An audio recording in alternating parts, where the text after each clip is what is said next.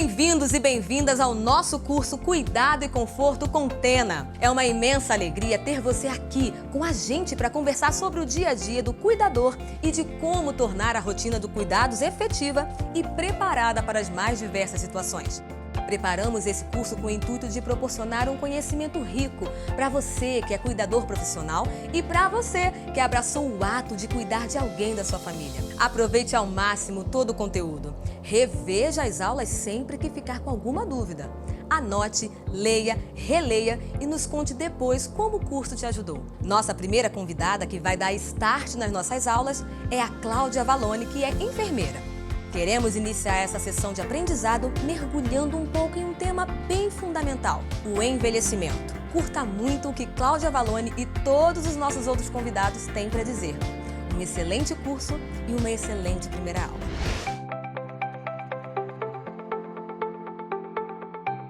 Olá pessoal, meu nome é Cláudia Vallone, eu sou enfermeira. E na primeira aula do nosso curso Cuidado e Conforto com Tena, nós iremos falar de um tema muito necessário, o envelhecimento. Essa palavra chega a dar um arrepio, um certo incômodo em muitas pessoas. Isso é extremamente normal. Não somos preparados para lidar com o envelhecimento. Somos preparados para ser jovens. E muitas das vezes passamos a vida olhando para o que a gente já fez e tentando ignorar o que está por vir. É sobre essa fase da vida que vamos conversar hoje. Manter o organismo em ordem vai nos ajudar a atingir essa fase com muito mais disposição. Mas isso depende muito da postura que adotamos individualmente ao longo da nossa vida. Sabe aquela coisa bem clichê de olhar para nós mesmos com carinho? É exatamente sobre isso. Ter atitudes preventivas, investir em boa alimentação, exercícios físicos, check-ups de saúde regulares, postura positiva em relação à vida, ter um tempo para o lazer, tudo isso parece simples, mas na hora do vamos ver, nem sempre é fácil. Uma coisa é certa, nós precisamos estar preparados para encarar tudo que esse momento nos oferece de maneira corajosa. Vamos pensar por um minuto em nosso corpo. Quem somos nós? Pause esse vídeo e escreva em algumas linhas quem é você hoje. Já escreveu? Ótimo! Mantenha esse papel com você. Bom, continuando. Segundo dados das Nações Unidas, o número de pessoas no mundo com 60 anos ou mais vem aumentando a cada dia, sendo que a expectativa de vida no Brasil, hoje, está em torno de 76 anos. Com isso, a pirâmide populacional está se invertendo. Em 2085, estima-se que teremos no Brasil mais idosos do que jovens. Tudo por uma série de fatores, como evolução na medicina, menos pessoas tendo filho, aumento da qualidade de vida e outras situações. Considerar as necessidades emocionais, físicas e sociais dos idosos é uma pauta não só para o futuro, mas também para o agora. Afinal, precisamos estar preparados para esse novo cenário. No final, todos nós buscamos ter uma vida longa, mas sem abrir mão de chegar lá com qualidade, obviamente. Porém, essa realidade é um pouco preocupante. Para se ter uma ideia, hoje, o cenário brasileiro se encontra exatamente assim. 54% dos adultos estão com excesso de peso, 19% estão obesos. 25% foram diagnosticados com hipertensão, 9% foram diagnosticados com diabetes. Todas essas condições estão aumentando assustadoramente com o passar dos anos. E como sabemos, o cuidado com a própria saúde impacta na maior longevidade e qualidade de vida. Conforme você envelhece, seu corpo e mente mudam. Eles também estão envelhecendo. Mas isso não precisa implicar na perda da saúde ou da vitalidade. O diagnóstico precoce de qualquer problema de saúde é o segredo e a garantia da manutenção de uma vida normal. Muitas doenças crônicas, por exemplo, são totalmente controladas e esse controle garante, muitas das vezes, uma boa qualidade de vida. Aprender a conviver e aceitar as dificuldades que surgem ao longo da vida é um grande desafio. Mas o que acontece com os principais órgãos do corpo, como coração, pulmão e rim, quando envelhecemos? Bom, para chegar à maturidade com saúde, dependemos de alguns fatores genéticos, além de alguns cuidados preventivos. O processo de envelhecimento se caracteriza naturalmente pela perda da capacidade de adaptação fisiológica do organismo ao meio ambiente. As células do organismo começam a enfrentar desgaste a partir dos 35 anos. Pouco a pouco, o sistema orgânico vai perdendo a função. Todo o corpo começa a ficar mais lento com a idade. Para você ter uma ideia, perdemos cerca de 1% da função renal por ano. Claro que podemos sempre colocar em prática alguns cuidados, como beber água suficiente, se alimentar saudavelmente, para que possamos viver bem e melhor. Da mesma forma, entre 35 e 50 anos, a massa muscular diminui cerca de 10%. E após os 50 anos, a redução é de aproximadamente 1% ao ano. Essa queda de massa interfere na força muscular. Aqui entra a necessidade de sempre estarmos em movimento. Fazer atividade física ao longo da vida ajuda a criar mais resistência e permanecer mais forte no envelhecimento. A perda de tecido cerebral também acontece, sendo que quando chegamos nos maravilhosos 80 anos, provavelmente já teremos perdido em torno de 20% da massa cerebral. Por isso é tão importante mantermos o cérebro ativo, com exercícios diversos, por exemplo, a palavra cruzada. Perdas de proteína e cálcio abrem espaços no tecido ósseo e os ossos ficam mais porosos, quebram-se com facilidade. É necessário ter cuidado com quedas nessa fase. Para ajudar na resistência dos ossos, é bom sempre ao longo da vida se preocupar com ingestão suficiente de vitaminas, minerais e repor o cálcio se for necessário. Assim, a gente consegue chegar na melhor idade com maior disposição e mais força. As articulações também se enrijecem e podemos até mesmo ter uma diminuição da altura. Isso porque os discos e ossos da coluna vertebral ficam comprimidos. Por isso é tão importante os alongamentos, principalmente se ao longo da vida você foi uma pessoa que trabalhou sentada. Alongue sempre os punhos, as costas, as pernas e todo o resto. O coração também passa por mudanças. Ele acaba se tornando menos eficiente e a pressão arterial aumenta. A circulação fica mais lenta. A resistência a exercícios diminui. Mesmo a resistência diminuindo, é importante nunca deixar os exercícios de lado. Claro, de acordo com a possibilidade. Essa prática vai trazer muito mais energia e vitalidade para o seu dia a dia.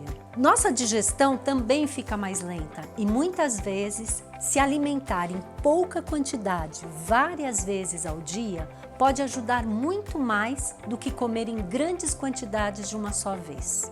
Isso vale para a vida toda.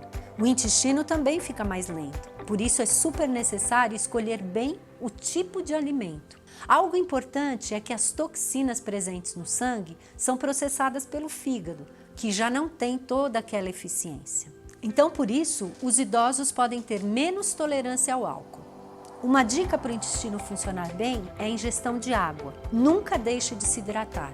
Isso ajuda muito no funcionamento de todo o corpo. A pele mais fina e suscetível a contusões devido à fragilidade dos vasos capilares requer o dobro de atenção. Como há uma redução nas fibras de colágeno, a pele se torna mais sujeita a lesões e com aparência enrugada. É possível estimular a produção de colágeno com hidratação diária da pele.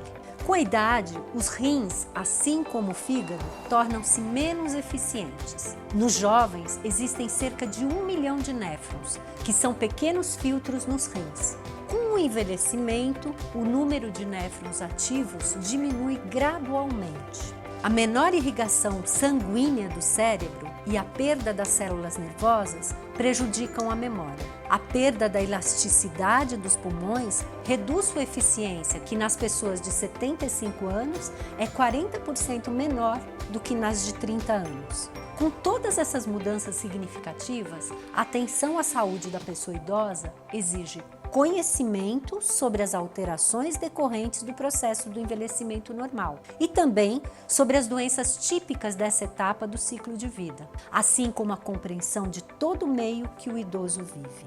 Durante o processo de envelhecimento, não existem limites rígidos, com determinantes cronológicos para cada etapa do envelhecer. A senescência pode dar lugar à senilidade, ou seja, surgimento de doenças de forma muito sutil. Quando no envelhecimento, o surgimento de doenças leva a limitações funcionais que aumentam o estado de fragilidade do idoso, isso exige cuidados em várias áreas que precisam ser abordados por profissionais habilitados a reconhecer os distúrbios típicos das doenças para garantir o atendimento adequado. Ao pensar no conceito de saúde, é fundamental que pensemos na sua totalidade. Saúde é algo que depende de questões que levam o bem-estar físico, mental e social. Quando cuidamos de alguém, precisamos pensar em suas atitudes e atividades valorizando esses pontos. Como, por exemplo, pensando na saúde física. Banho, administração de medicações, certas no horário certo, alimentação, etc. Já a saúde mental diz respeito ao ambiente tranquilo, seguro, relação de respeito e confiança, estímulos cognitivos e outras coisas. A saúde social diz sobre o incentivo a relações familiares, com amigos, atividades em grupos, relações intergeracionais e assim por diante. Todo o processo de envelhecer é complexo, mexe muito com o nosso físico e principalmente com nossa cabeça. Mas envelhecer não é o fim do mundo. Tem muitas coisas que podemos fazer ao longo do envelhecimento que nos ajudam a manter a força, vitalidade, memória e saúde no geral. O importante é seguir sempre se cuidando e se preocupando com o que está ingerindo. Não devemos ter esse cuidado só quando somos jovens ou só depois que envelhecemos. É para a vida toda. Entender como o envelhecimento funciona serve para que possamos interagir de uma forma muito mais acolhedora e paciente com quem está nessa fase da qual todos nós estaremos algum dia. Envelhecer pode e deve ser um processo maravilhoso. Os cuidados certos ajudam a tornar tudo mais leve. Agora, confira um vídeo de um de nossos parceiros e especialistas sobre esse tema. Eu sou Miriam Goldenberg, antropóloga, professora e pesquisadora. Há mais de 20 anos eu realizo uma pesquisa sobre envelhecimento e felicidade com 5.000 homens e mulheres. O que eu vou contar para vocês hoje é tudo o que de mais importante eu aprendi sobre como cuidar dos nossos velhos. Primeira coisa que eu quero que vocês pensem: como você, que será o velho de amanhã, gostaria de ser cuidado? Do mesmo jeito que você cuida dos seus velhos? Eu tenho feito essa pergunta para os filhos, para os netos dos velhos que eu tenho pesquisado. Quando eu pergunto isso, eles param para pensar: será que eu estou cuidando do meu pai, da minha mãe, dos meus avós, como eu quero ser cuidado no futuro? Todos dizem não. E o que está faltando para eles cuidarem melhor dos seus velhos? Em primeiro lugar, escuta. Eles não escutam os seus velhos. Eles dizem o que é certo e o que é errado, eles dizem o que eles podem e o que eles não podem. Eles dizem o tempo todo: como você é teimoso, como você é teimosa. Eles dão ordens, não por maldade, mas porque eles querem proteger os velhos. Eles querem colocar numa bolha. Eles acham que os velhos, os mais velhos, não têm capacidade para escolher o que é melhor para eles. Mas eles têm sim. Desde março de 2015, eu só estou pesquisando homens e mulheres de mais de 90 anos, até 100 anos. São os chamados superidosos. Pessoas ativas, saudáveis, independentes, que gostam de resolver seus problemas, que gostam de pagar suas contas, fazer suas compras. E mais importante para eles é a independência. É poderem ter liberdade para fazer o que eles querem fazer. E eles sabem muito bem o que é melhor para eles. Mas muitas vezes os filhos ou os netos: pai, você não pode mais ir ao supermercado sozinho. Mãe, você não pode mais usar essa roupa, você tá velha. E sempre, como vocês são teimosos. Se nós aprendermos a escutar melhor os nossos velhos, nós vamos saber o que eles querem, o que eles podem e também vamos poder dizer a eles o que nós achamos melhor. Então a escuta e a conversa levam a uma compreensão muito maior do que eles precisam. E só então nós conseguimos cuidar melhor deles. Então comecei com a escuta. Segunda coisa que é muito importante no cuidado é saber que não existe só um velho, um tipo de velho. Existem muitas velhices. Então eu estudo famílias em que o pai tem 98 anos, a filha tem 70 e o neto já tem quase 60 algumas vezes. São 3 gerações de velhos convivendo. E eu não posso achar que o que é bom para um velho de 60 anos é a mesma coisa que é bom para um velho de 80 ou um velho de quase 100. Eu falo velho, não se assustem, porque eles gostam de serem chamados assim. Eles preferem. Agora tem gente que gosta de idoso, terceira idade, não sou contra, mas eles preferem ser chamados de velhos. E eles dizem: eu sou velho mesmo, qual é o problema? Então, não tratar todos os velhos ou os mais velhos da mesma forma. E nós precisamos saber que precisamos cuidar não só dos mais velhos, mas também de quem cuida desses mais velhos. Porque se eu tenho numa mesma família uma mulher ou um homem de 70 cuidando de um de 90, ou o que acontece em muitas casas que eu pesquiso, um de 90 cuidando dos seus filhos de 70, eu tenho que cuidar dos dois. Eu tenho que cuidar de quem é cuidado e tenho que cuidar de quem cuida. E para isso, a escuta profunda e atenciosa é o mais importante. Porque o que eu mais percebo, e eles me dizem é: ninguém me escuta, não tenho com quem conversar. Meus filhos e netos passam o tempo todo olhando para o celular, me dando ordens, como se eu fosse uma criança, falando comigo no diminutivo, como se eu fosse um bebezinho incapaz.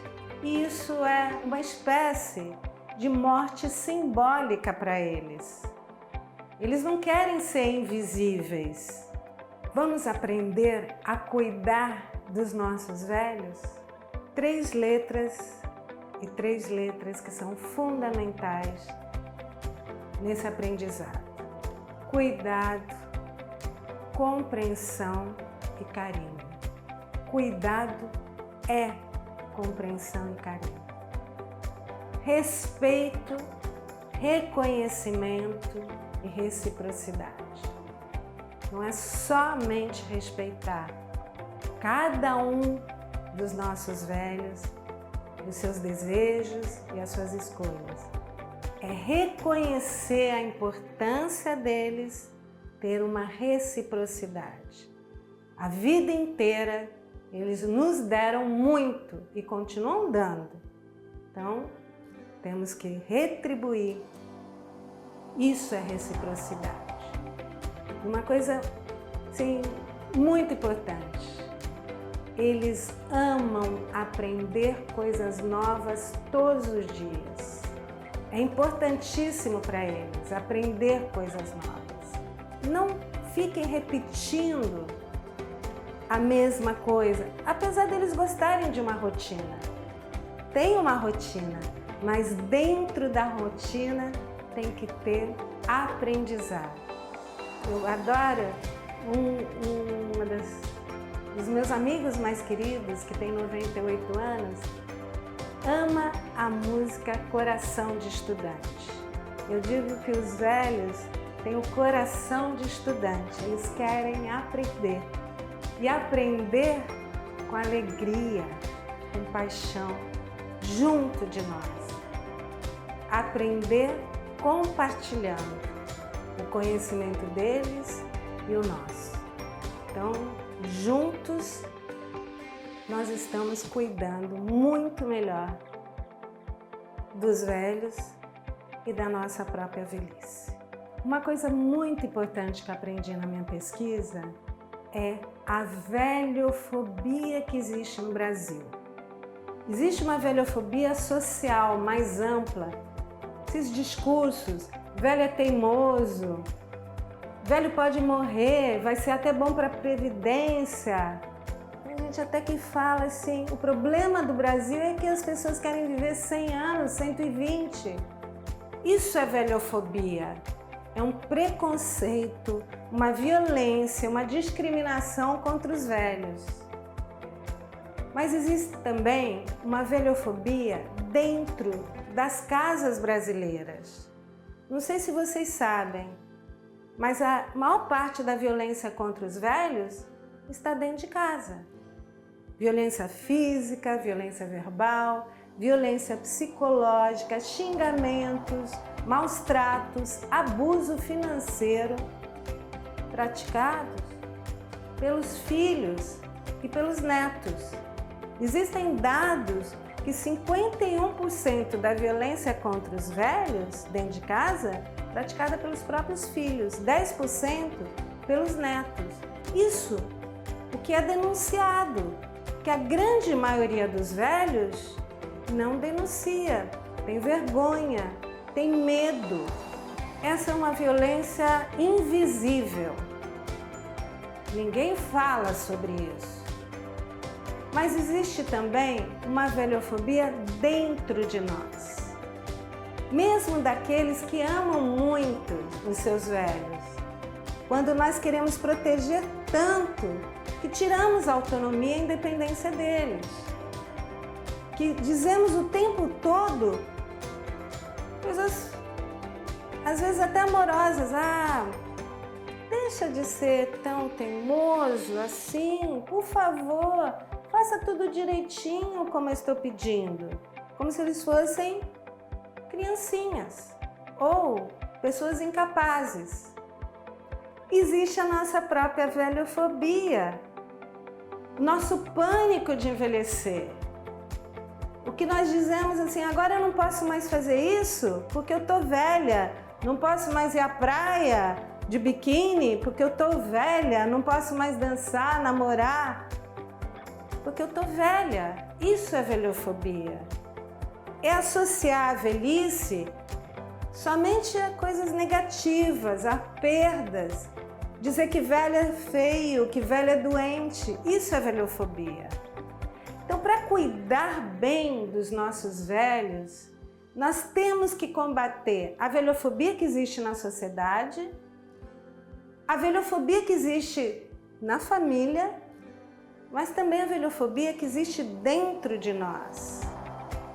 Os nossos próprios preconceitos, medos, as nossas próprias concepções negativas sobre a velhice.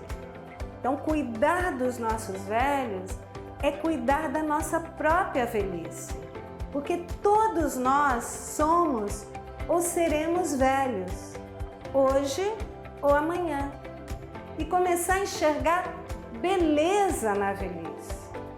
E para isso, nós precisamos cuidar não só do corpo e da saúde dos nossos velhos, mas também da sua mente, do seu espírito, da sua alma. Eles não são invisíveis, eles querem ser escutados, eles precisam ser independentes, o máximo possível. E nós devemos ser seus amores e amigos, acima de tudo, para cuidar muito bem deles e cuidando deles, estamos cuidando também de nós mesmos e da nossa própria velhice. Como foi essa primeira aula para você? Conseguiu absorver bastante coisa? Esperamos que sim. Se houver qualquer dúvida com relação ao curso, é só entrar em contato com a gente. Te espero na próxima aula para conversarmos um pouco sobre o sono. Até lá!